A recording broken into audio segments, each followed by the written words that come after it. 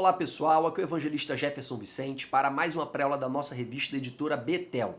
A nossa lição de hoje é a lição de número 2, cujo título é Apocalipse, a revelação de Jesus Cristo. Irmãos, é com grande prazer que estamos aqui apresentando para vocês o nosso novo cenário. Espero que tenha caído nas graças de vocês, espero que vocês gostem.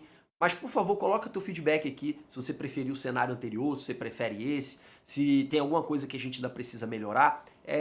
O feedback de vocês é sempre muito positivo para nós. A gente costuma ler todos os feedbacks, tá? Nós costumamos ler todos os feedbacks e, na medida do possível, responder aqueles que a gente consegue responder, tá bom? Outro ponto também que eu queria tratar com vocês é acerca de um pedido de perdão. Eu estudei para gravar a primeira lição, li vários livros, tentei me inteirar das principais posições acerca do Apocalipse, só que eu tenho um problema que Jesus ainda precisa trabalhar na minha vida, que é o problema do perfeccionismo. A gente fica tanto no afã de fazer uma coisa perfeita que acaba não fazendo. E a gente sabe que perfeccionismo é diferente de zelo. Zelo é quando você quer dar o seu melhor para aquilo que você se propôs a fazer. Perfeccionismo é quando você quer fazer perfeito. E perfeccionismo normalmente tem como raiz o orgulho. E o orgulho é pecado. Então peço perdão para os irmãos.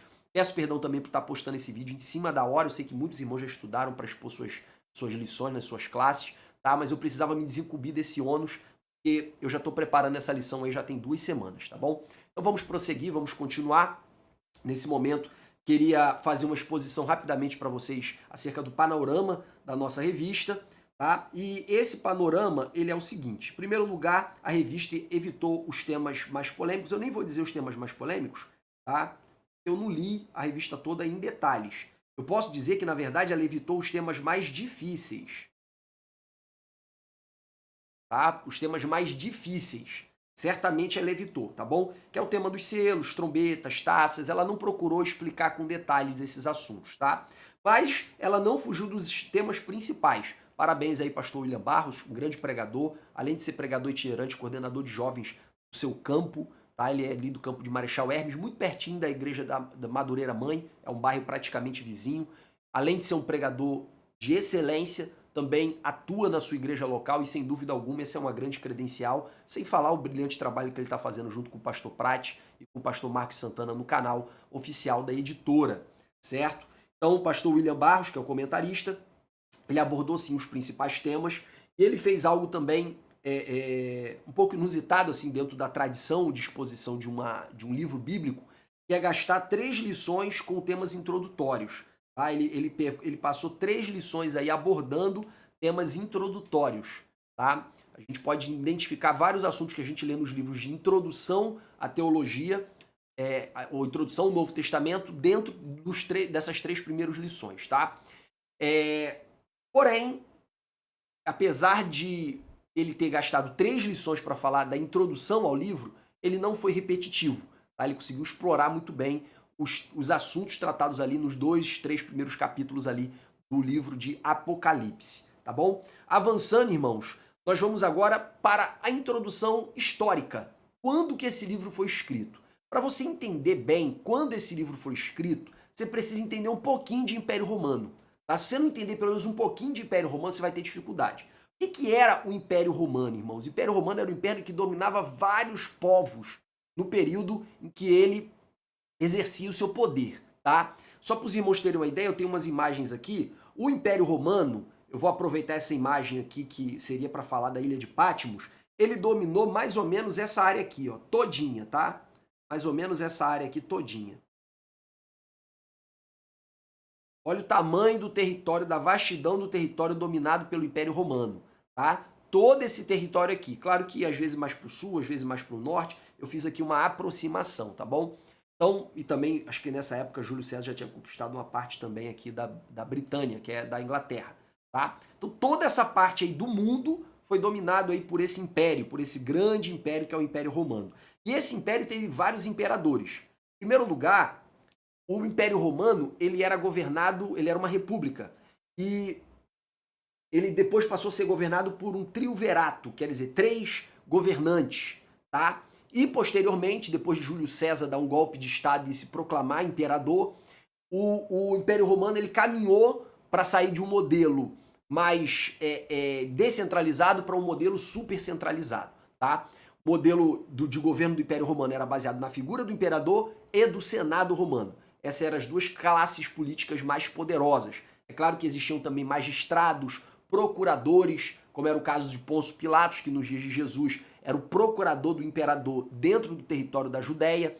Então, o Império Romano tinha toda uma rede de autoridades aí que serviam para a manutenção do império, tá? Mas as figuras centrais eram o imperador e o Senado, que era composto basicamente da aristocracia, dos homens poderosos de Roma, tá? E quem foram os imperadores romanos? Você precisa se situar na história para te ajudar a compreender quando o livro de Apocalipse foi escrito. E aí eu posso situar vocês a partir da exposição dos imperadores de maneira muito rápida, tá? O primeiro deles foi Augusto, que era filho adotivo de Júlio César. Júlio César tomou o poder, mas logo depois os senadores o mataram, voltou o sistema de triunvirato e por fim Augusto, que era filho adotivo de César, que na verdade era seu sobrinho, ele se tornou o primeiro imperador, tá? Augusto é citado em Lucas 2:1. Lucas, que é um livro que se preocupa muito em situar a história de Jesus dentro do seu contexto histórico mais amplo, cita que Jesus nasceu quando Augusto era o imperador em Roma. Depois nós encontramos também Tibério, que governou de 14 a 37 depois de Cristo, ou seja, já pegou a fase de Jesus aí, adolescentezinho jovem, para a fase adulta, até incluindo a sua morte. O Tibério é citado em Lucas 3:1, tá? Depois nós tivemos Calígula, que foi um imperador extremamente promíscuo. Depois nós tivemos Cláudio, que era seu tio, que foi um imperador que apaziguou os ânimos dos problemas criados por Calígula, tá? É importante a gente ressaltar aqui que Calígula foi o primeiro imperador a reivindicar a adoração como Deus. Isso aqui vai ter uma grande repercussão no futuro, quando os futuros imperadores também reivindicarem essa adoração e os cristãos não prestarem esse culto, tá bom? É disso que eu vou falar daqui a pouco. Então Calígula foi o primeiro imperador a reivindicar a adoração como um Deus. Tanto Tibério como Augusto, eles não reivindicaram essa adoração, tá? Na verdade, eles até proclamaram Júlio César como um Deus, tá? Mas era uma proclamação pós-morte. Não existia ainda a figura do imperador como um Deus encarnado, como existia no Egito, tá? Então Augusto e Tibério nunca reivindicaram essa adoração como Deus. Calígula sim. Só que Calígula foi morto rapidamente, ainda jovem. Seu tio Cláudio assume o império no seu lugar e Cláudio, ele não reivindicou essa adoração, tá? Como um Deus, tá bom? Cláudio também foi aquele imperador que expulsou os judeus de Roma por causa do problema que ele teve com os cristãos. Naquela época ainda não se fazia uma diferenciação entre judeus e cristãos, e Cláudio ele não implementou uma perseguição contra a igreja ou contra os judeus. Ele só expulsou os judeus de Roma. E logo depois eles voltaram, tá? Depois nós tivemos Nero, que foi um imperador muito, muito, muito louco, tá? Os historiadores posteriores a Nero fizeram um relatório sobre a vida de Nero como se ele fosse o demônio encarnado, tá? Nero, pra vocês terem uma ideia, fiz um compilado aqui de um pouquinho da história de Nero. Ele mandou matar a mãe, Nero matou o meio-irmão envenenado, Nero arrancou a cabeça da primeira esposa, mandou matar vários dos senadores romanos, tá? Inclusive o seu mentor, Sêneca, famoso Sêneca. Ele chutou a segunda esposa, que estava grávida, até a morte, tanto dela quanto do bebê. Era viciado em aplauso, se tornou um artista, sendo que artista naquela época tinha um tratamento igual ou semelhante das prostitutas, tá? Foi provavelmente Nero que absolveu Paulo da sua primeira acusação. Lembra daquela primeira prisão de Paulo em Jerusalém, depois da sua terceira viagem missionária, que ele apelou para o imperador, ele apelou para César? César virou um título, tá, irmãos? O primeiro César foi Júlio César, tá? Depois o filho adotivo dele que se tornou imperador, Augusto, ele se tornou Augusto César. E os imperadores seguintes, todos eles eram Augusto César também, tá bom? Então, Paulo, ao reivindicar o julgamento de César, na verdade, ele estava reivindicando ser julgado por Nero, que era o imperador naquele tempo. E provavelmente Nero absolveu Paulo, tá? Tanto é que os relatos históricos dão a entender que Paulo depois fez outras viagens missionárias, como faz compreender também a edição de algumas cartas deles, que são posteriores àquela prisão após a terceira viagem missionária. Porém, em 64, Nero foi degringolando da cabeça cada vez mais. Em 64, os historiadores acusam ele de ter incendiado Roma para ampliar os seus palácios, e ele colocou a culpa nos cristãos, que era um grupo religioso que era muito rejeitado naquele tempo, porque existiam confusões acerca da natureza dessa fé, tá? Começou-se a diferenciar aí com Nero a diferença entre judeu e cristão. Até então eles pensavam que era tudo a mesma coisa. Nero foi o primeiro imperador a fazer a distinção entre judeus e cristãos, tá? E o que Nero fez? Ele viu que a opinião pública era totalmente contra os cristãos, porque os consideravam ateus, porque eles se recusavam a reconhecer qualquer outro deus. Mas até então estavam muito parecidos ainda com os judeus, tá? Porém, eles eram acusados de incesto, porque se casavam entre irmãos em Cristo, só que os de fora não entendiam. Aí eles se chamavam de irmãos e casavam entre si. E naquela época a cultura romana abominava o incesto. Tá? Tanto é que Calígula foi um imperador que no início foi muito popular, mas logo depois ele foi extremamente rejeitado por Roma, porque ele vivia uma relação incestuosa com as suas 3 irmãs. Tá? Então, o povo romano ele era culturalmente muito avesso ao incesto. Eles acreditavam que isso trazia maldição e achavam que os cristãos eram incestuosos. E por fim achavam que os cristãos eram canibais, porque eles comiam o corpo e o sangue de um ser, tá? Que eles não entendiam bem, que a gente sabe hoje que é a Santa Ceia, né? Que era uma plena de uma ignorância dos romanos em relação à fé cristã. Mas esses preconceitos foram surgindo e Nero, ao perceber que existia um grupo religioso ali que era rejeitado pelos romanos de um modo geral, ou seja, Nero identificou uma minoria que não era benquista pelo resto da sociedade, culpou os cristãos e promoveu uma grande matança de cristãos ali dentro de Roma. Tá? Não existe nenhum relato histórico de que essa matança de cristãos tenha transcendido ali a capital. Tá? E essa matança incluiu aí a morte de Paulo, decapitado, e a morte de Pedro, crucificado de cabeça para baixo, por volta do ano 68, que foi o ano, enfim, no qual ele morreu. Tá bom? Depois de Nero, nós tivemos Vespasiano. Tá? Começou aí a construção do Coliseu. Depois nós tivemos Tito, que foi filho de Vespasiano, e foi aquele general que destruiu Jerusalém no ano 70. E por fim, chegamos na figura central para nós aqui no livro de Apocalipse, que é Domiciano. Tá? Domiciano foi o primeiro imperador depois de Calígula. Calígula reivindicou a adoração de Deus durante um curto espaço de tempo. Tá? Domiciano, ele foi o primeiro imperador que reivindicou essa adoração ostensivamente durante um longo período. Tá? Ele reivindicava ser chamado de Kyrios, de Senhor, tá? E de Deus. Só que os cristãos tinham um lema, desde o princípio: só Jesus é o Senhor e só há um Deus. Então eles se negavam a prestar esse culto ao imperador, que já era muito comum no território da Ásia. Entre os romanos não era comum o culto ao imperador vivo, era comum o culto ao imperador morto. Lá nos países com a cultura grega mais forte, era comum a adoração a reis ainda vivos, como se deuses fossem. Então o culto ao imperador era mais popular fora de Roma, no território ali da Ásia Menor, por exemplo, no território grego, do que propriamente dentro de Roma. Tá? Porém, Vespasiano ele reivindicou a adoração em todo o Império Romano.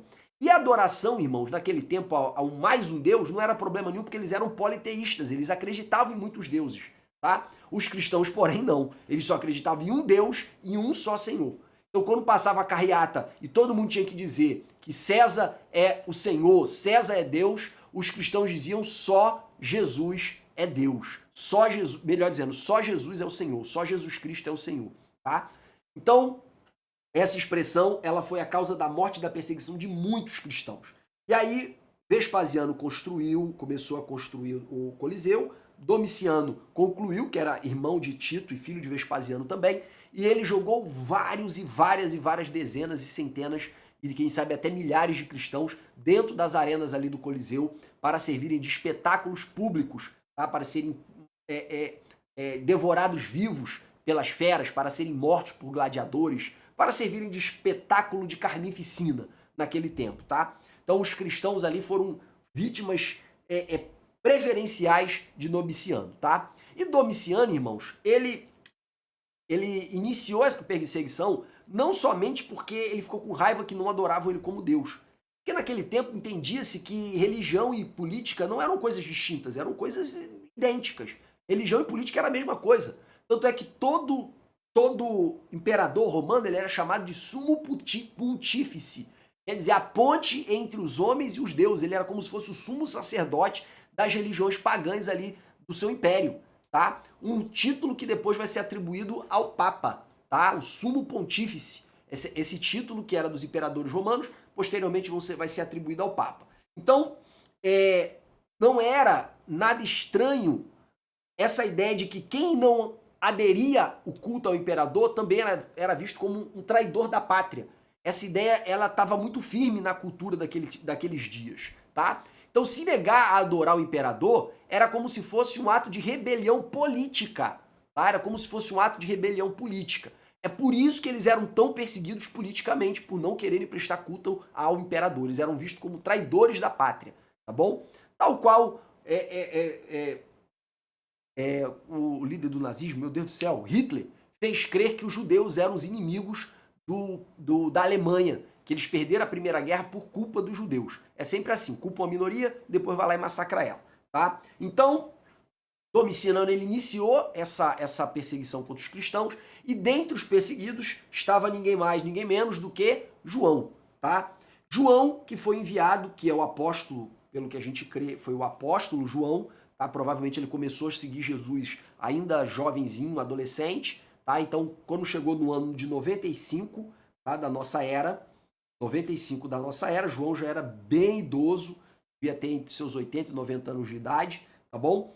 E João, que nesse momento estava presidindo a igreja ali da Ásia Menor na capital, que era Éfeso, João foi levado para a ilha de Patmos, tá? Para ali sofrer uma penalidade de exílio político, tá? Então, para que foi escrito esse livro, irmãos? Para quê? Teve algum propósito? Teve. Foi para consolar aqueles que estavam morrendo, aqueles que estavam perdendo filho, parente, pai, mãe, que estavam sendo perseguidos, se escondendo, perdendo seus bens, perdendo tudo. Essas pessoas, elas precisavam de uma palavra de esperança e Deus usou João para transmitir essa mensagem de esperança que no final o bem iria vencer, Deus iria triunfar contra a maldade. Tá? Então o objetivo do livro foi principalmente naquele contexto histórico consolar, trazer esperança para aquele povo. Em segundo lugar, que eu queria destacar com vocês é que esse João aqui, ele é o apóstolo, tá? Existem muitas correntes que defendem que era um outro João, mas o que predomina pra gente é que era o apóstolo. E a ilha de Patmos era uma ilha ali no mar Egeu, tá? Uma ilha muito rochosa, para onde o Império Romano enviavam pessoas para trabalhos escravos, ali na atividade de mineração, tá? Eles enviavam pessoas ali para ficarem exiladas. Eu destaquei alguns mapas aqui para vocês conseguirem se situar aqui, tá? Aqui é a Ucrânia, onde está tendo a guerra, aqui é Kiev, a capital da Ucrânia, aqui é a Rússia, tá? Que está atacando a Ucrânia, tá bom? Está atacando a Ucrânia, só para vocês se situarem. Aqui está Israel, tá? Aqui está Israel e aqui está Patmos, tá bom? Esse território aqui é o território da Ásia, tá? É o território da Ásia. Aqui está Tarso, onde Paulo nasceu. Aqui está Antioquia, a cidade que enviou Paulo para o campo missionário, nas 2 primeiras viagens, pelo menos, tá? Então, ó, Patmos ficava aqui, ó, às margens da Ásia, tá? Muito próximo ali de Éfeso. Aí eu vou passar aqui o segundo mapa, que já está um pouquinho mais perto. Esse é o Mar Egeu. O Mar Egeu, irmãos, nada mais é do que o Mar Mediterrâneo, tá? Que é o Mar Mediterrâneo, só que entrando aqui para o território grego, ó. Esse é o Mar Egeu, tá? Aqui é o Mar Egeu, esse pedaço de mar aqui, ó. É o Mar Egeu, tá bom? Então, essa parte aqui que a gente chama de Mar Egeu, que na verdade é uma parte do Mar Mediterrâneo, ela é esse pedaço aqui, e Patmos é uma ilhazinha aqui do Mar Egeu, tá? Essas daqui são aquelas famosas ilhas gregas, tá? Que é Atena, capital da Grécia, hoje aqui a atual Grécia, tá bom? Aqui ficava a cidade de Corinto, tá? Onde Paulo fundou a igreja de Corinto, aqui Atenas, e aqui para cima é o que na época era chamado de território da Macedônia, tá? Onde tinha a cidade de Tessalonicenses, a cidade de Filipos, a cidade de Bereia, tá? A cidade de Troade, todas essas cidades aqui é um pouco mais ao norte, tá bom? Então, eu quero que vocês se situem para vocês compreenderem que a cidade de Patmos, a ilha de Patmos era muito próximo aqui da Ásia, tá bom? Até hoje existe aqui a cidade de Esmirna, né? Que a gente vai ver na época bíblica, estava muito próxima aqui também. Olha só, Patmos, tá? Aí se os irmãos lerem as cartas às igrejas da Ásia, 7 igrejas da Ásia, os irmãos vão ver que elas estão nessa ordem aqui, ó. Deixa eu botar outra cor para ficar melhor. Os irmãos vão descobrir que elas estão nessa ordem aqui, ó. Primeira carta é para Éfeso, depois Esmirna, depois Pérgamo, depois Tiatira, depois Sarde, depois Filadélfia, depois Laodiceia, tá? Essa ordem aqui não tem a ver com espiritualidade, essa ordem tem a ver aqui com o itinerário do mensageiro. Essa carta ia ser entregue na mão de um mensageiro, esse mensageiro ia levar essa carta para Éfeso, lá ela seria lida. Depois ele ia levar essa carta para Esmirna, lá ele seria lida. João não ia escrever 7 cartas iguais.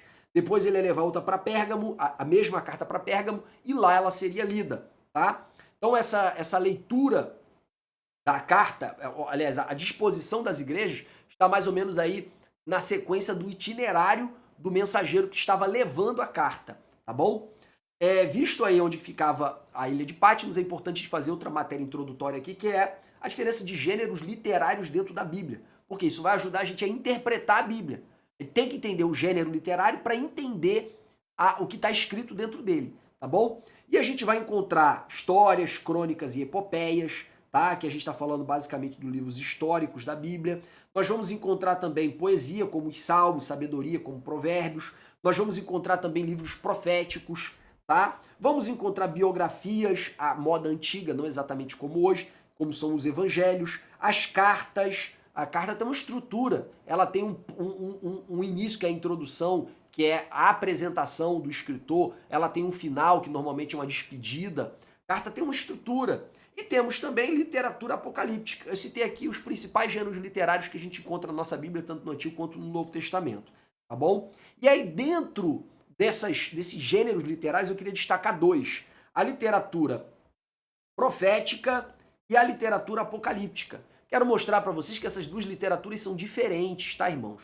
Existem toda uma tradição de livros proféticos e existe toda uma tradição de livro apocalíptico. São duas tradições que se assemelham, mas que não são iguais, tá bom? Em primeiro lugar, a literatura profética tem ênfase no passado, no que vocês já fizeram de errado, normalmente apontando os pecados do povo, e ênfase no presente, tá? E quando fala do futuro, fala numa linguagem histórica. Por exemplo, a rejeição da casa de Eli, quando Deus usou Samuel para falar acerca dos pecados do filho de Eli. Nós vamos encontrar também profecias de Jeremias falando do cativeiro babilônico que haveria de vir, tá? Profecias de restauração da cidade de Jerusalém, do povo. Então, essa linguagem para o futuro é uma linguagem histórica, tá? Situada dentro da história. Não é uma linguagem que fala de um futuro muito remoto ou de um futuro extraordinário que envolveria todo o cosmos, o Sol, as estrelas e tudo mais. Não, é um futuro que fala a respeito de acontecimentos reais, ou melhor dizendo, não é a melhor palavra, a palavra reais. Acontecimentos situados dentro da história, tá bom? E também são livros que têm um alto teor moral, que vai dizer por que o povo foi castigado, por que o povo foi punido pelo Senhor, por que as calamidades aconteceram, por que elas iriam acontecer, tá? São livros de alto teor moral. Já a literatura apocalíptica não, ela é focada basicamente no futuro. Não é 90%, não é 100%, mas é quase a totalidade da literatura apocalíptica, tá? Ela também tem linguagem mitológica e extravagante. Ela fala tudo no superlativo. É sol, é estrelas, é o mar, são as montanhas da terra. É sempre uma linguagem bem, como é que eu vou dizer, exagerada, tá? E ela é carregada também de simbologia. Nós encontramos nas literaturas apocalípticas também a exposição do conteúdo usando muitos símbolos, tá?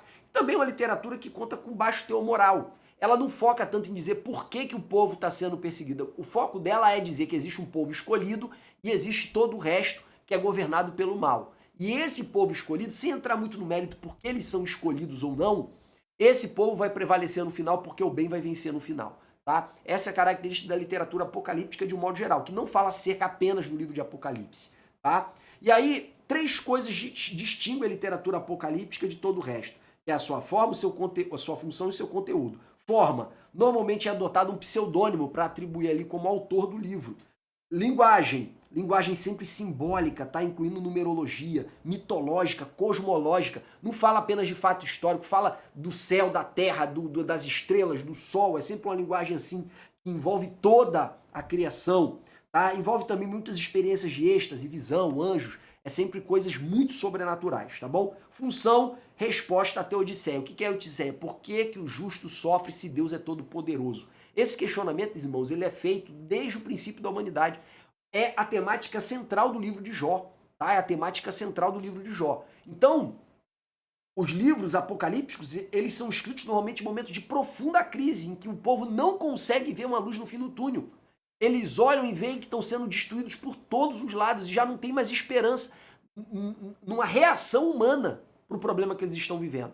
Então é produzida uma literatura apocalíptica para dizer acerca do desfecho final de todas as coisas, tá? Em que o bem vai vencer o mal. E por fim o conteúdo normalmente é escatológico. Como assim normalmente? Eu pensei que a literatura apocalíptica fosse escatológica. Escatológica é tudo aquilo que fala do futuro. Escatos é fim. Logia é estudo do fim, ou estudo das últimas coisas. Tá? Normalmente, a literatura apocalíptica fala do fim ou da destruição de todas as coisas. Mas ela pode falar também do presente, tá bom? Em segundo lugar, tem uma visão pessimista da história, o mal domina, e esse mal um dia será destruído. Tá? Ele tem uma visão determinista da história. Dualista, bem contra o mal, tá? Muito assim, bem contra o mal, bem contra o mal, bem contra o mal, e também pouco ensino ético, tá? Pouco ensino ético. Com base nessas características, alguns autores, como por exemplo George Led, vai dizer que a literatura, que o livro de Apocalipse, ele não é apenas uma literatura apocalíptica, ele é apocalíptico / profético, tá? Porque ele tem características muito marcantes da literatura profética também. Eu separei aqui para vocês alguns textos que também são enquadrados aí dentro da literatura apocalíptica. A segunda parte do livro de Daniel, que são as visões de Daniel. A parte final do livro de Ezequiel, que a gente estudou na última revista. Livro de Enoque, que tem citação dele no Novo Testamento, mas é um livro apócrifo, tá bom? A Assunção de Moisés também é um livro apócrifo. O segundo livro de Enoque também é um livro apócrifo. Baruque e Quarta Esdras, citando aqui os principais. No Novo Testamento, uma parte do pastor de Hermes, tá? Apócrifo de João, apócrifo de Pedro, apócrifo de Paulo, como visto antes, aqui é o de Pedro. Tá? São livros que são escritos com esse tipo de linguajar, com essas características, e, como eu falei, uma das características é o pseudônimo, é atribuir a autoria a um personagem famoso do passado, tá bom? Em relação à numerologia bíblica, eu poderia tratar aqui com vocês do número 3, do número 4, do número 6, do número 7, do número 10, do número 12... Perdão, mas nós vamos fazer isso no futuro, tá? No decorrer das exposições a gente entra nessa questão numerológica por causa do tempo. E agora eu quero iniciar para vocês o que realmente é um conteúdo propriamente dessa revista, dessa lição, tá? Que é o capítulo 1º, tá? É aqui que a gente de fato começa a mergulhar na lição. A gente pensou os últimos 10 minutos fazendo uma introdução geral ao livro, porque isso vai ser muito importante daqui para frente, tá? Todas as lições que a gente estudar, a gente vai ter que levar em consideração essa alta carga simbólica do livro, essa alta carga cosmológica do livro. Por quê? Porque a gente vai ter que entender que isso é linguagem, que era a linguagem que eles tinham disponíveis naquele tempo. Nada impede, por exemplo, que João tenha visto uma bomba atômica e ter descrito aquilo como uma estrela caindo. Nada impede. Que ele fale de um grande terremoto provocado por algo que cai do céu, por uma chuva que cai do céu de pedras, e na verdade ele está vendo um bombardeio. Nada impede, irmãos, nada impede. Por isso que a gente tem que compreender a linguagem, tá? A linguagem. E simbologia e cosmologia, essa linguagem cosmológica e simbólica, ela é linguagem. Não significa que João viu exatamente uma estrela. Para ele parecia uma estrela, tá? Hoje a gente consegue perfeitamente, ao ver, por exemplo, no YouTube, a imagem de explosões atômicas, falar, cara, se eu vivesse há 2000 anos atrás, eu ia falar que caiu um pedaço do sol aqui. Então, a gente tem que ter essa compreensão também, tá? Mas vamos lá. Primeiro o livro começa com um prólogo, revelação de Jesus Cristo. Primeira palavra revelação, no grego é apocalipse, tá? É apocalipse, da onde a gente traz para o português como apocalipse. Tá? Em inglês, continua como Revelation. Eles dão para esse livro o nome da sua primeira palavra, Revelation. Tá? Em português, Apocalipse. E essa revelação é de Jesus. Lembrando aqui, irmãos, que quando Jesus ele se despiu da sua glória, ele se despiu de tudo aquilo que lhe dava vantagens na condição de Deus. Tá? Então, entre as coisas que Jesus se esvaziou, ele se esvaziou acerca do conhecimento do futuro. Tá? Porque se ele vivesse entre nós, sabendo tudo exatamente que ia acontecer, ele não teria uma humanidade adequada. Tá? Ele não teria uma humanidade adequada. Ele não sofreria como a gente sofre, ele não padeceria como a gente padece. Ah, mas Jesus sabia o que estava no coração das pessoas, sabia o que elas pensavam. É porque ele era cheio do Espírito Santo e o Espírito Santo o revelava. Ele se despiu dos seus poderes de Deus. Tá? Os atributos sobrenaturais de Deus, ele se despiu. Ele permaneceu com os atributos morais, intelectuais. Mas os sobrenaturais, que dizem respeito ao poder sobrenatural de Deus, ele se despiu. Tá? Então, ele precisou receber essa revelação. Por isso que está escrito assim, ó, revelação de Jesus Cristo, ao qual Deus lhe deu. Quando Jesus fala para os discípulos que ninguém sabe o dia nem a hora da sua segunda vinda, nem ele próprio sabia, mas só o Pai que está nos céus, porque ele se despiu desse conhecimento para se fazer homem e habitar entre nós. Tá? Então, a revelação acerca do futuro foi dada para ele pelo Pai, tá? Depois da glorificação, que o Pai lhe deu. Tá? Outra coisa, ela foi intermediada, parte da revelação foi entregada através dos anjos. Tá? Foi entregada através dos anjos. Para quem? Para João, tá? O seu servo. Aqui João não se identifica como apóstolo, por causa disso alguns vão imaginar que não é o João apóstolo, mas predomina que é o João apóstolo sim, tá bom? Então, Deus concedeu essa revelação de Cristo porque quando ele se encarnou, ele se despiu desse conhecimento, tá? Outro ponto também a destacar, bem-aventurado aquele que lê, ouvem e guardam. Lembrando aqui que guardar naquele tempo não era memorizar, guardar é incorporar a própria vida, tá?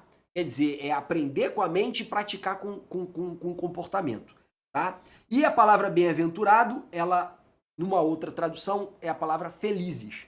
Quer dizer, você vai ser feliz, você vai ter felicidade se você lê, quem lê esse livro, quem ouve esse livro e quem guarda esse livro, tá? Lembrando que naquele tempo muita gente não sabia ler, até porque 40% da população do Império Romano era composta por escravos.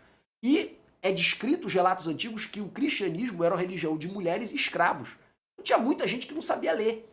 Como que era feita a leitura da palavra então na igreja? Naquele tempo, eles se reuniam nas casas ou em locais públicos e era feita a leitura através de um mensageiro, tá? Então o mensageiro chegava lá, fazia a leitura toda do livro para as pessoas ouviam e guardavam, tá? Então, bem-aventurado quem está lendo, bem-aventurado quem está ouvindo e bem-aventurado quem está guardando essas informações, tá? E fala também que o tempo está próximo. Sobre isso eu vou falar daqui a pouco, tá bom? Pronto, já vou falar logo que o tempo está próximo, que eu estou tentando aqui acelerar. Irmãos, eles acreditavam que Jesus ia voltar imediatamente. Por quê? Porque essa perseguição imposta pelo Império Romano por toda a igreja, tá? Que não somente da Ásia, mas toda a igreja, em todo o Império, ela foi um sinal de que as promessas de Jesus, lá em Mateus 24, Mateus 25, tá? Várias instruções de Jesus acerca do fim dos tempos estavam ocorrendo naquele momento. Então existia essa consciência da iminência, tá? Aí a gente aprende com Pedro, 1 Pedro dizendo o seguinte, olha só.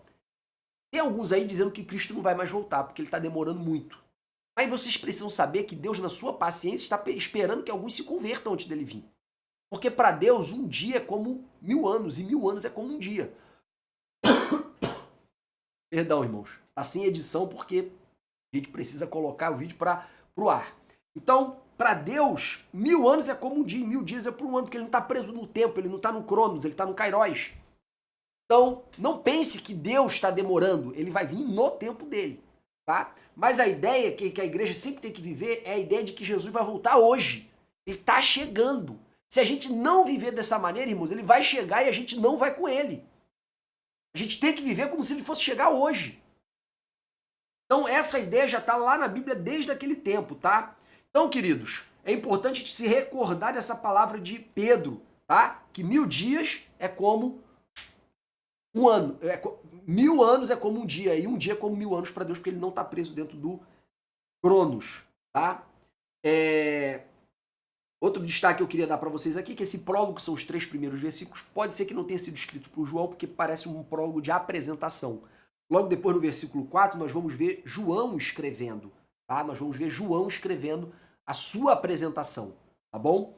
Então, olhando aqui para o versículo 1, capítulo 1, versículo 4, nós lemos aqui João, às 7 igrejas da Ásia. Quer dizer, ele escreveu para as 7 igrejas. É claro que depois esse livro foi sendo copiado e foi sendo distribuído para o restante das igrejas. Tanto é que já tem relatos deles muito ali no início do 2º século, tá? Já atribuindo a autoria do livro a João. A evidência externa de que João o apóstolo era o autor se dá mais por causa desse grande quantidade de pais da igreja que atribuíram o livro de Apocalipse a ele. Tá? Então, ó, as 7 igrejas da Ásia para quem ele escreve o livro. Tá bom? E aí, queridos, eu queria fazer alguns destaques para vocês aqui. Tá? Primeiro destaque é João às 7 igrejas da Ásia. Saudação típica de uma carta.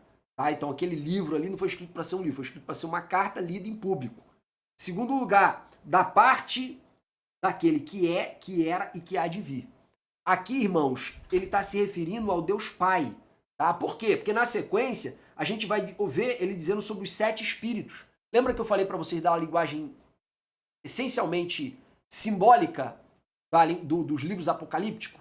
Então, aqui os 7 espíritos, porque o 7 é o número de Deus, é o número da completude divina. 7 aqui está dizendo que está completo, está pleno, está perfeito. Tá? Então, 7 espíritos não quer dizer que existem 7 espíritos de fato. Significa que o Espírito Santo é perfeito. É isso que significa. Tá? E de Jesus Cristo. Então, ó, Deus Pai é o que é, que era e que há de vir. Espírito, os 7 espíritos, na verdade é o Espírito Santo. E, por fim, Jesus Cristo. Nós vamos ver, irmãos, outros textos colocando Pai, Filho e Espírito Santo numa relação de igualdade, espalhados pelo Novo Testamento. Por exemplo, a bênção apostólica, que a gente extrai de 2 Coríntios, capítulo 13, versículo 14. Vamos, a bênção apostólica, a gente não precisa ficar divinizando as coisas, só abrindo um parêntese aqui. Tá? A bênção apostólica é uma palavra de despedida. Tá? Toda a carta tinha uma palavra de despedida. E no caso de 2 Coríntios, acabou ficando nessa estrutura. A graça de Jesus Cristo, o amor de Deus e a comunhão do Espírito Santo sejam com todos vós. Amém. Tá? Tem gente que beatifica a bênção apostólica como se ela fosse algo sobrenatural. Ela tem o seu poder porque quem está ministrando tem autoridade para ministrar. Mas a bênção não está nas palavras em si. A gente não pode ficar apegado ao que é dito como se aquilo ali fossem palavras mágicas. Tá? A bênção é importante porque quem está dizendo tem autoridade para abençoar. Tá bom? Então, a bênção apostólica coloca aí em pé de igualdade Jesus, o Pai e o Espírito Santo. Nós vamos encontrar também Mateus 18, para batizarmos em nome do Pai, do Filho e do Espírito Santo, colocando os 3 em posição de igualdade.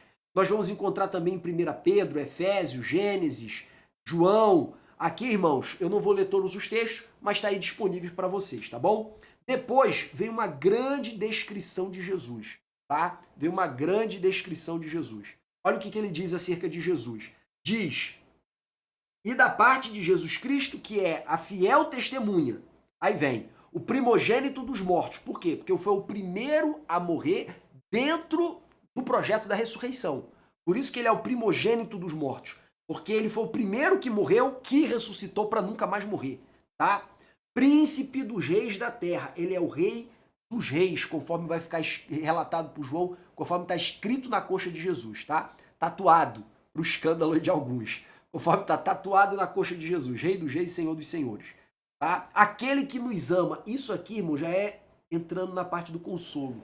Tá? João aqui está entrando no consolo. Ele não é apenas o príncipe, o primogênito dos mortos e o príncipe dos reis, ou seja, rei dos reis. Ele também é aquele que nos ama. Ele sai de uma explicação extraordinária e vem para uma explicação ordinária. Além de ser tudo que ele é, ele também nos ama, ele é nosso. Tá? E com seu sangue nos lavou dos nossos pecados.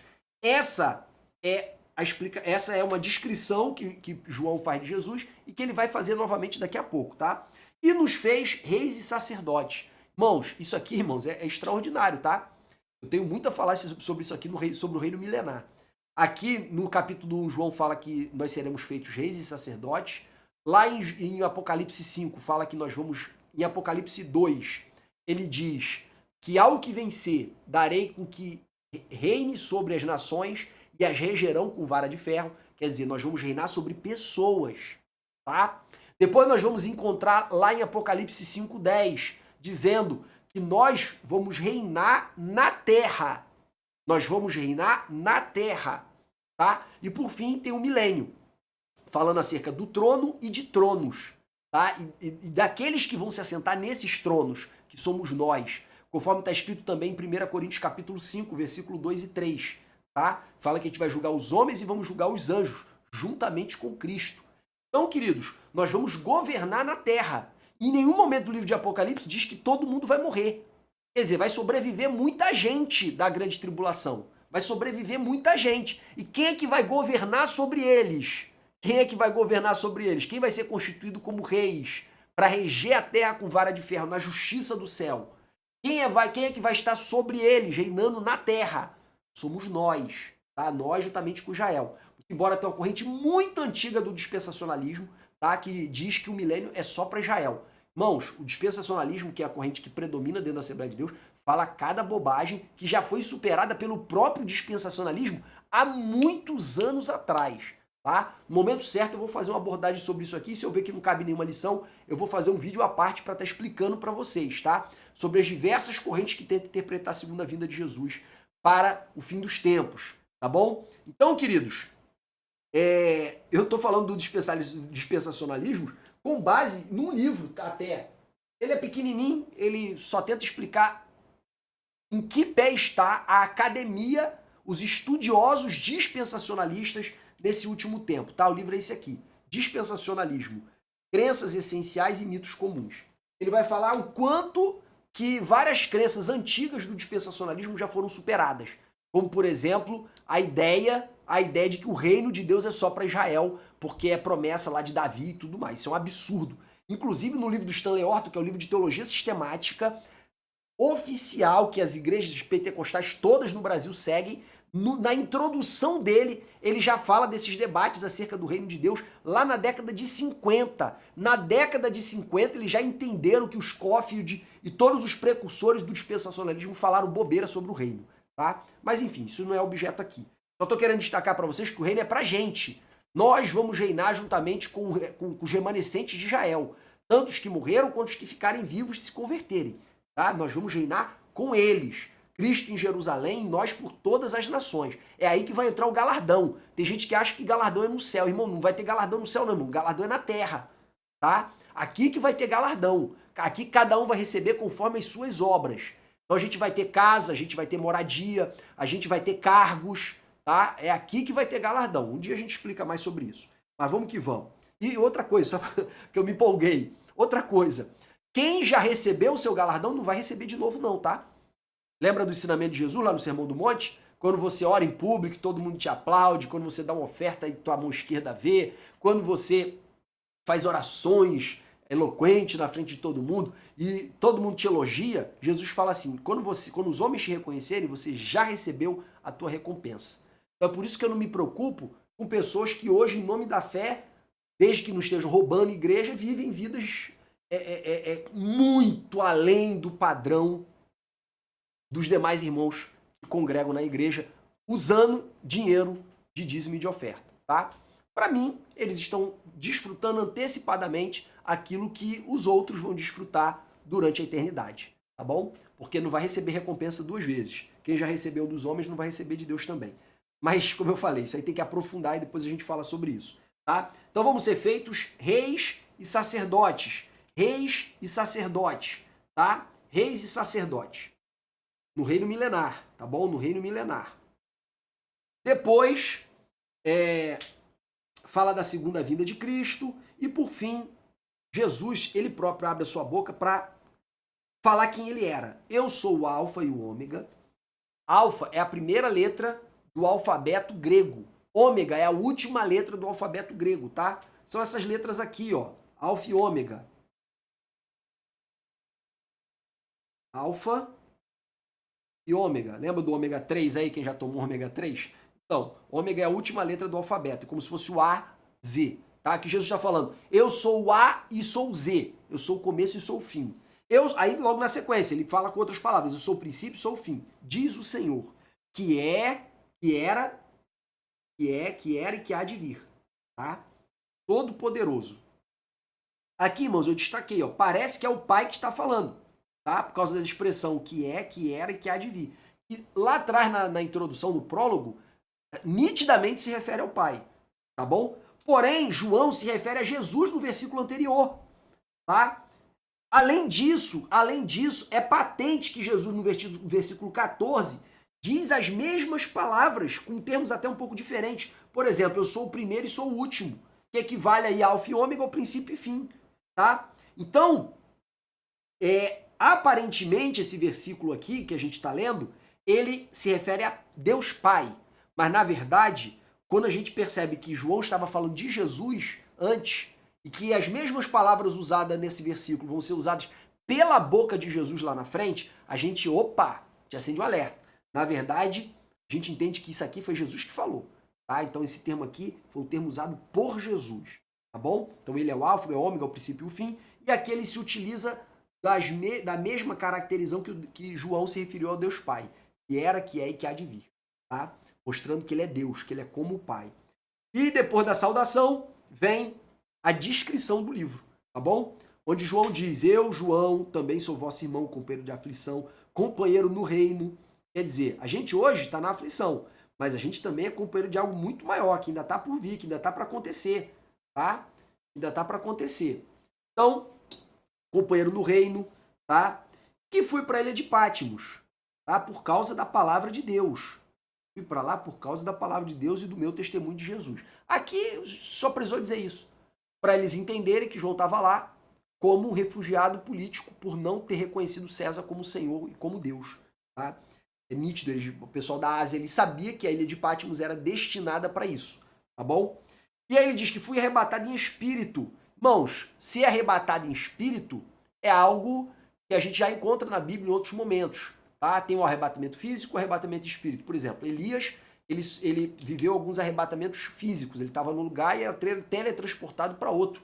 Nós vemos isso no Novo Testamento na vida de Filipe, tá? Arrebatamento de espírito é quando a pessoa é levada para outro lugar em visão e vê coisas e ela nem sabe muito bem se ela estava em carne ou estava em espírito.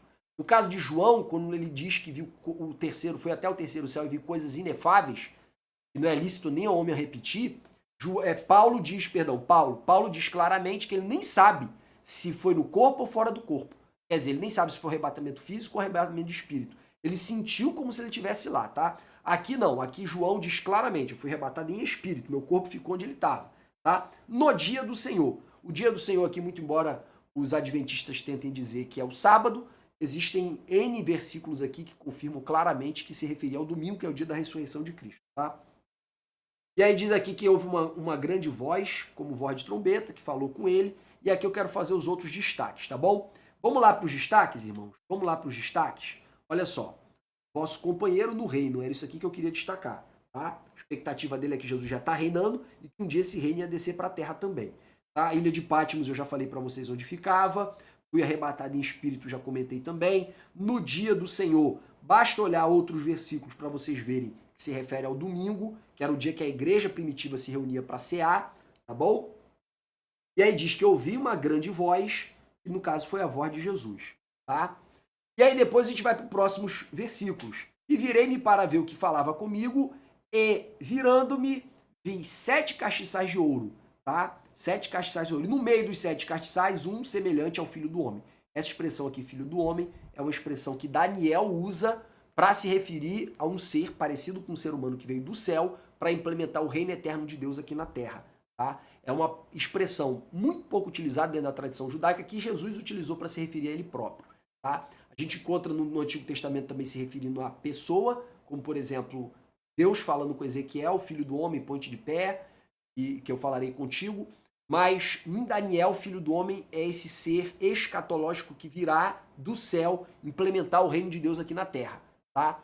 Que é uma imagem muito semelhante ao que a gente vai ver lá no capítulo 19 de Apocalipse, Jesus descendo com um cavalo branco, com olhos de fogo, cabelos brancos, na sua coxa escrita Rei dos Reis, Senhor dos Senhores. Então aqui, Filho do Homem é uma imagem muito apropriada aí por Jesus, tá? E aí vem descrevendo Jesus de várias maneiras aqui que eu não quero ler em detalhes, depois vocês leiam, tá bom? E eu, quando vi, caí sobre os meus pés como morto, tá? E conforme vocês vão ver, isso já aconteceu outras vezes. Vamos logo entrar logo nos detalhes aqui. Eu destaquei aqui para vocês as palavras-chave, tá? Primeiro lugar, os 7 castiçais. O que é um castiçal, irmãos? O que é um castiçal? Eu separei aqui uma imagem para vocês entenderem. O castiçal é um suporte para uma fonte de luz, tá? Na época mais recente, antes da invenção da luz elétrica, o castiçal ele segurava a vela. Na época de Jesus, o castiçal ele tinha uma parte que se acumulava aqui o azeite e ficava aqui uma chaminha, tá? Uma chaminha aqui do azeite, tá bom? Por causa do azeite. Como é esse caso aqui, ó.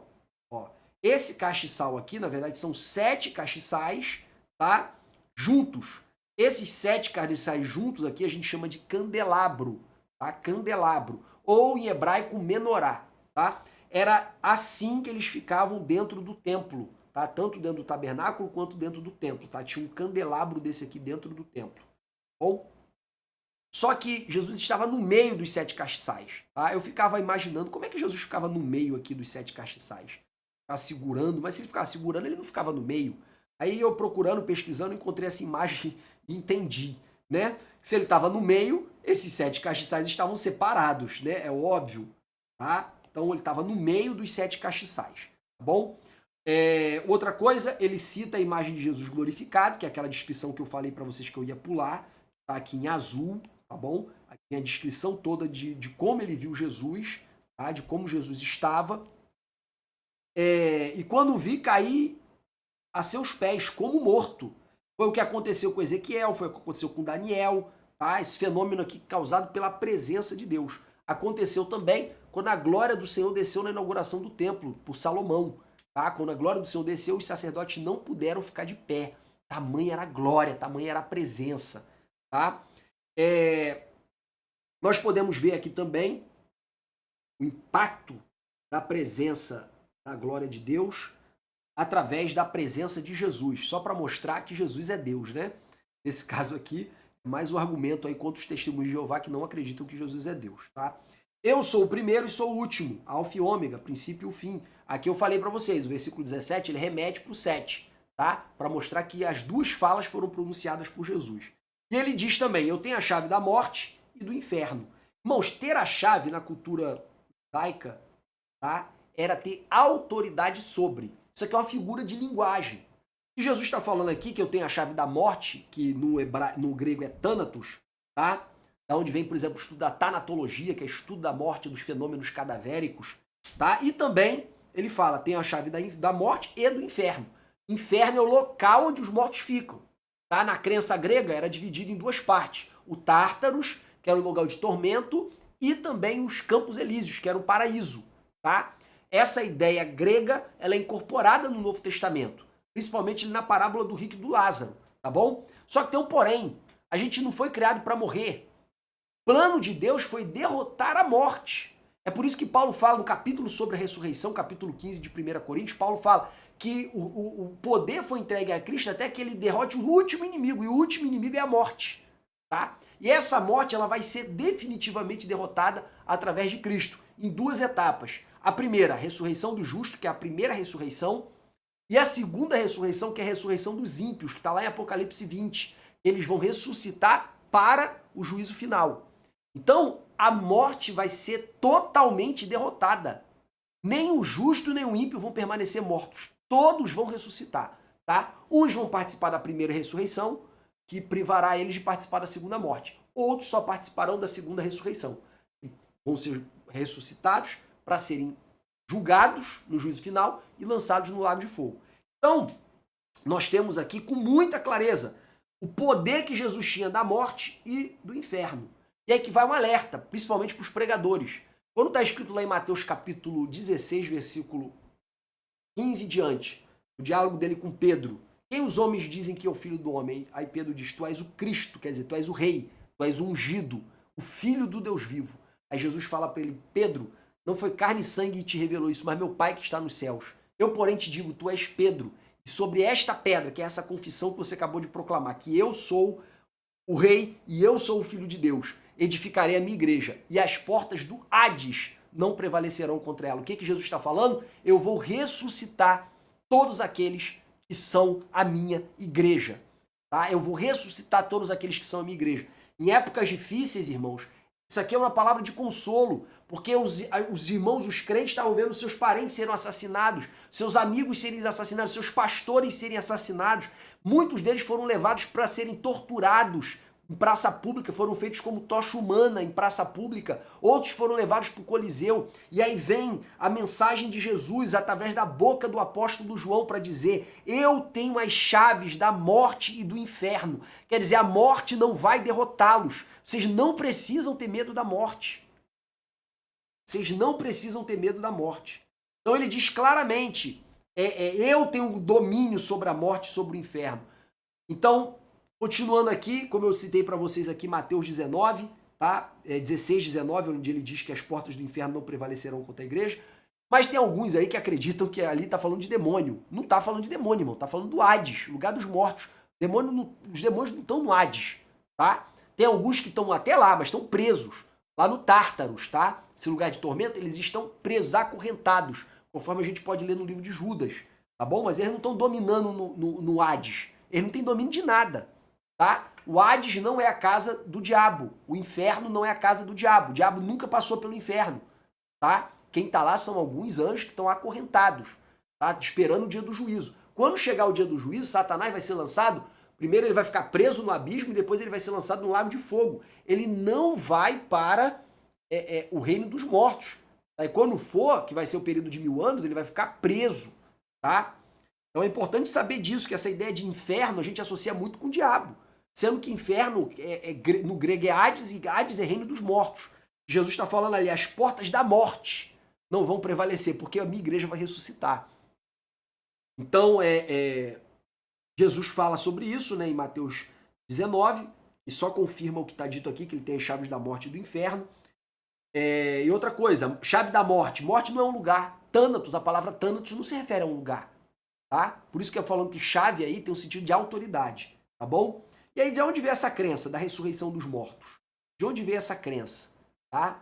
Vamos ver a resposta? Primeiro, principal texto disparado. Irmãos, quem não entende Daniel, não entende Apocalipse. Tá? É simples assim. Você não vai entender, você tem que entender, basicamente, tá? Eu vou falar para você a essência do Apocalipse. Você tem que entender Daniel, tem que entender reino de Deus. Se você não entender o reino de Deus, você não vai entender Daniel. Então você tem que entender Daniel, reino de Deus, para depois você entender bem o Apocalipse. Tá? Senão você vai se perder na leitura do Apocalipse. É por isso que o pastor Antônio Gilberto escreveu um livro. Ele está aqui em algum lugar. Deixa eu pegar aqui rapidinho.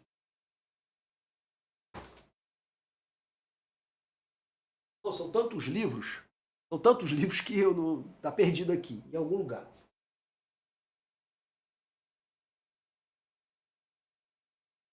Achei. Daniel e Apocalipse, tá? Eu não li, tá? Eu não li para me basear para essa aula, mas se você quiser um livro que tenha a visão assembleana, tá aqui uma indicação. Eu prefiro ler os comentários bíblicos ao livro de Apocalipse, eu acho que eles são mais detalhados, né? O objetivo deles é comentar versículo por versículo, tem alguns comentários aqui, e eu prefiro utilizar eles. Mas indico para vocês o pastor Antônio Gilberto, que é uma referência dentro da nossa denominação, muito embora eu discorde de alguns pontos de vista aí da nossa denominação, principalmente nessa parte de escatologia, mas vocês têm que seguir a denominação de que vocês estão congregando, né? E se vocês mudarem de ideia ou passarem a crer em outras concepções teológicas, eu acredito que vocês não têm que ficar ensinando isso dentro da igreja. É importante para um estudo acadêmico, mas não para ficar confrontando a opinião de pastor, nada disso, né? Mas enfim, tem que entender Daniel. Tem que entender Daniel. Uma vez entendido Daniel, você vai ver que o que Jesus falou sobre o fim dos tempos está baseado em Daniel. E o que está escrito no livro de Apocalipse está baseado em Daniel.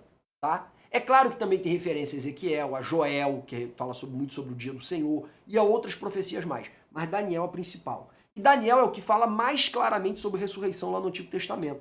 Você vai encontrar falando sobre ressurreição em Isaías, em Oséias, mas Daniel é o que fala explicitamente. E ele associa a ideia de ressurreição com a chegada do Messias, tá? Com a chegada do reino. Então está escrito aqui, ó, e muitos, está falando aqui de multidões na NVI, eu prefiro essa palavra multidões, e as multidões dos que dormem no pó da terra ressuscitarão, uns para a vida eterna e outros para a vergonha e desprezo eterno. Você lê o Novo Testamento, você vê Jesus falando essas palavras aqui literalmente. Tá? Os sábios, pois, resplandecerão como o resplendor do firmamento. Resplendor, firmamento aqui é o céu. Tá? E os que a muitos ensinam a justiça refugirão, brilharão como as estrelas, sempre e eternamente. Então Daniel fala claramente aqui que os dois vão ressuscitar, justo e ímpio. O Apocalipse, ele só vai diferenciar a ressurreição dos justos na segunda vinda de Jesus, a ressurreição que vai acontecer antes do milênio e a ressurreição dos ímpios ao final do milênio, tá? Então, o Apocalipse ele só divide essas duas ressurreições, mas da onde ele baseou a ideia de que vão existir duas ressurreições? De Daniel, tá? Que foi o mesmo embasamento que Paulo utilizou para dizer que o último inimigo a ser vencido será a morte, porque a morte vai ser completamente esvaziada. Não vai ter mais Hades, tá? Uns vão para ficar a eternidade com Cristo, outros vão para o lago de fogo. O Hades, ele vai ficar vazio. Então, esses são versículos do Antigo Testamento aqui que falam de ressurreição, tá? É claro que Jesus, quando estava debatendo com os saduceus, não usou esses versículos, porque sabia que os saduceus só criam nos 5 primeiros livros da Bíblia. Então, na hora de debater com os saduceus, ele utiliza os 5 primeiros livros da Bíblia. Ele cita Gênesis, dizendo que Êxodo, melhor dizendo, Êxodo 1 ou 2, se não me engano é 2, onde Deus se apresenta para Moisés dizendo: eu sou o Deus de Abraão, de Isaac e de Jacó, e do teu pai. Aí Jesus fala para os saduceus: ora, Deus é Deus de vivos ou Deus de mortos? Se ele fosse Deus de mortos, por que ele ia dizer que era Deus de Abraão, de Isaac e de Jacó? Então Jesus usa a lei para combater a descrença dos saduceus na ressurreição dos mortos, tá? Mas os textos mais claros estão aqui, nesses aqui que vocês estão vendo na tela, tá bom? Depois nós vamos ver versículos correlatos aí, falando da ressurreição, que a morte não vai ter poder sobre a igreja. No Novo Testamento, o primeiro eu já citei, de Mateus 16.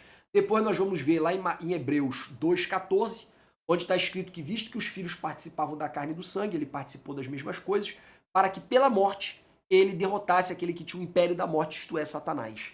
Tá? E aí continua: e livrasse todos os que, com medo da morte, estavam por toda a vida sujeitos à servidão. Como assim? A carta aos Hebreus foi escrita para uma igreja que estava sendo perseguida, muitos sendo mortos. Tá? E alguns, por medo da morte, estavam negando Jesus.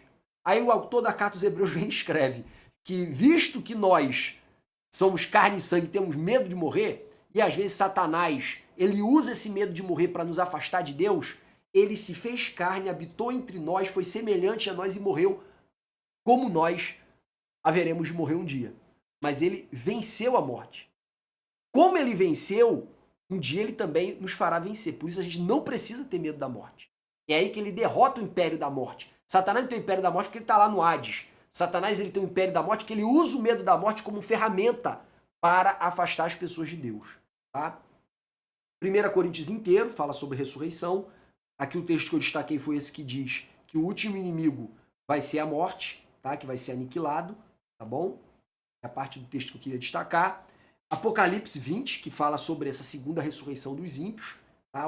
Melhor, sobre essa segunda ressurreição, que será a ressurreição dos ímpios, tá bom? E esse texto claramente que a gente leu aí, que Jesus diz que tem as chaves do inferno e da morte, tá? Não, melhor dizendo, que ele lançou a morte e o inferno no lago de fogo, tá bom? Então o inferno não vai existir mais porque não vai existir gente morta. As pessoas que morreram vão ressuscitar para nunca mais morrer, tá bom? Por fim, a gente finaliza aqui o capítulo 1, parte final aqui, dizendo: escreve as coisas que tem visto, e as que são, e as que depois dessas hão de acontecer. Aqui, irmãos, eu tenho uma pista, tá? Acerca da interpretação do livro de Apocalipse. Existem as correntes preteristas que vão tentar interpretar Apocalipse como uma aplicação para o seu tempo, tá? E vão encontrar inúmeras justificativas para isso. Quem segue mais essa linha são as correntes mais científicas do estudo bíblico, tá? Claro que isso inclui também os liberais. Tá? Nem todos aqueles que seguem a corrente mais científica seguem o liberalismo teológico, mas muitas vezes eles se aproximam, tá bom? Então, por exemplo, a teologia católica, os livros católicos que falam de Apocalipse, eles vão falar de Apocalipse no sentido de desenvolvimento histórico, tá? Como aplicação para aquele tempo. E qual vai ser a ênfase deles? A ênfase deles vai ser na linguagem simbólica. Então, tudo que está escrito no Apocalipse, eles vão dizer que isso aí era um símbolo que precisava ser decodificada para aplicação naquele tempo. João estava escrevendo com linguagem simbólica para os romanos não caçarem o livro, tá? Como se fosse um código. Então, eles vão dar muita ênfase a essa linguagem simbólica. Já uma segunda linha, que é a corrente futurista, então tem os preteristas que aplicam o Apocalipse para aquele tempo. E tem os futuristas que aplicam o Apocalipse para o futuro, certo? Que somos nós, os dispensacionalistas, apesar de eu não ser dispensacionalista, mas que somos nós, tá? E aí a gente vai tanto intercalar simbolismo com linguagem literal. Ora a gente vai dizer, não, isso aqui tá mais cara de simbólico. Ora a gente vai dizer, não, isso aqui tá mais com cara de linguagem literal, tá? A gente vai transitar entre esses dois aí. Porque se a gente for muito simbólico, a gente não vai acreditar que nada é pro futuro, que tudo já aconteceu, tá? Então o excesso de simbolismo acaba gerando em nós a impressão de que aquilo tudo ali tinha outros propósitos que não falar sobre um futuro real, tá? Mas os futuristas tendem a interpretar mais literalmente do que simbolicamente o livro de Apocalipse. E tem outras correntes intermediárias. Eu fico aí entre essas correntes intermediárias que acreditam que o livro de Apocalipse foi escrito para aquele tempo e para o tempo futuro. Como a profecia de Daniel sobre a profanação do templo. Serviu para Antíoco Epifânio, serviu para a invasão romana de Tito e vai servir também para a profanação de Jerusalém pelo anticristo. Tá? Segundo eu creio, o templo será reconstruído. Tá? O templo será reconstruído. Então, irmãos, inclusive os judeus já tem tudo, tá, para reconstruir o templo. Tá? Já tem tudo, tá tudo pronto. Tem um museu do templo onde lá eles têm já até todos os utensílios prontos, tá? Aguardando ansiosamente que aconteça algum fenômeno que eles possam reconstruir de uma hora para outra o templo de Jerusalém. Então, queridos, olha o que ele disse aqui. Escreve as coisas que tem visto, no sentido do agora, que as que são e as que depois dessas hão de acontecer. Então, para mim, o livro de Apocalipse ele fala para o presente de João e também fala para o futuro. Tá? É assim que a gente tem que interpretar. E aí Jesus começa a dar explicação para alguma linguagem simbólica aqui já. Tá? O próprio livro explicando o livro. A gente chama isso aqui de metalinguagem. O mistério das 7 estrelas, que estavam na destra de Jesus. Tá? Eu sei que para vocês o lado direito é esse, mas porque a imagem é invertida, para mim o lado direito é esse, tá? Que é a esquerda de vocês. O mistério das 7 estrelas que estavam na minha mão e dos 7 castiçais são o seguinte. As estrelas são os anjos das 7 igrejas. Isso aqui eu vou discutir na semana que vem. Tá? Tem gente que diz que são pastores da igreja, tem gente que acha que são os mensageiros, tem várias interpretações. E os 7 castiçais, esses sim são as 7 igrejas. Aqui não tem dúvida. Tá? Então os 7 castiçais que João viu representavam as 7 igrejas para as quais ele iria enviar a carta, que era, na verdade, um livro de Apocalipse. Tá? Então aqui a gente já tem uma explicação de que aquela linguagem ali era uma linguagem simbólica. Tá? Era uma visão, carregava um símbolo de algo real. Então quer dizer, a própria Bíblia, o próprio livro de Apocalipse está dizendo, estou usando linguagem simbólica. Sempre. Se a gente acreditar que é sempre, a gente vai acabar caindo nos preteristas. Falam que aquilo ali foi para o passado. Tá? E que o propósito principal do livro era trazer esperança. É por isso também que tem um livro famoso aí do Bultmann, não é Bultmann, Rudolf Bultmann, é Teologia da Esperança, tá? Que foi muito base aí para a teologia da missão integral, teologia dos católicos, parecido com a da missão integral dos católicos, esqueci o nome agora, enfim. Vamos avançar. Então, a gente crê aqui numa visão mais futurista, tá? Eu creio numa visão intermediária, e quando a gente tiver a oportunidade de discutir cada ponto mais sensível, vocês vão ver que cada corrente dessa vai interpretar de uma forma diferente. Vamos avançar então? Reflexões sobre a centralidade de Cristo na consumação de todas as coisas. É o tema final que eu quero abordar aqui com vocês para a gente fechar essa nossa aula, tá? Como eu disse para vocês, Jesus é Deus. E ele está ativamente participando de tudo que Deus faz desde a criação. Irmãos, a Bíblia diz, eu não vou citar os versículos aqui literalmente, tá? Eu sabia que a lição ia ficar muito longa e se eu ainda fosse entrar nos versículos, aí ela ia ficar muito maior ainda. Então eu vou focar aqui com vocês, citando rapidamente de memória, tá? Quando a gente vai para a oração sumo sacerdotal de Jesus, Jesus fala assim, Pai, glorifica-me com a glória que eu tinha contigo antes da fundação do mundo. Em outro momento ele diz, Pai, dê-lhes a minha glória, para que eles sejam um como tu é um comigo. Quer dizer, Jesus está se referindo aí a duas glórias diferentes, conforme eu disse na lição 12, lá do profeta Ezequiel, da última revista.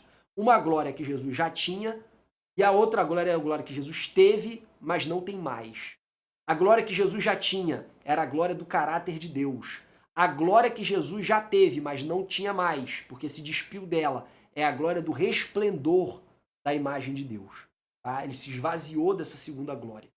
É essa glória que ele fala: Pai, glorifica-me com a glória que eu tinha contigo antes do mundo ser fundado. Tá? Era essa glória do resplendor, da glorificação do corpo. E quando que Jesus se despiu dessa glória? Filipenses 2,5. Sendo em forma de Deus, não teve por usurpação ser igual a Deus, antes aniquilou-se a si mesmo, assumindo a forma de servo. Estando na forma humana, foi obediente até a morte e morte de cruz. Tá? Então, ele se esvaziou dessa glória. Entendeu essa parte que ele se esvaziou dessa glória? Vamos agora dar um passo além. Se Cristo se esvaziou dessa glória, quando que isso aconteceu? Aí vem a oração sumo sacerdotal: glorifica-me com a glória que eu tinha contigo antes do mundo ser fundado. Então Cristo já se esvaziou da sua forma de Deus antes da fundação do mundo.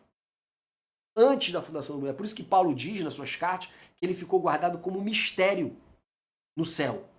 Ele foi guardado como mistério no céu. Tá? Esse mistério ele foi programado para se revelar na igreja. Então, Cristo ele se despiu da sua glória desde a fundação do mundo. Por isso que ele fala: Pai, glorifica-me com a glória que eu tinha contigo antes da fundação do mundo. Quer dizer, antes de tudo ser criado e muito antes do pecado existir, Deus já tinha preparado a solução. É por isso que vocês vão ler que o livro da vida está escrito desde a fundação do mundo, que o Cordeiro estava morto desde a fundação do mundo, que o reino está preparado desde a fundação do mundo, porque desde a fundação do mundo, Deus já sabia da queda e já sabia da redenção através de Cristo. E como Cristo se submeteu a esse papel de se despir da forma de Deus sem a obrigação, ele quis voluntariamente se despir. Porque ele decidiu se despir em Apocalipse 5. Vocês vão ler que ele é digno de desatar o livro que contém os mistérios da consumação do plano de Deus para a humanidade e para a criação. Esse livro que contém ali os mistérios da consumação de todas as coisas, só pode ser aberto por uma pessoa, uma criatura no céu. Não foi criatura, por uma pessoa no céu. João tá lá, vê um ancião e começa a falar: quem é digno de abrir o livro e desatar os seus 7 selos? E aí as pessoas começam a questionar: quem é digno? Quem é digno? E não tinha ninguém digno. Aí João começa a chorar. Como é que pode? Num lugar santo desse, ninguém tem a dignidade de abrir o livro. Não é possível. E aí vem o ancião e fala: calma, João, não chore.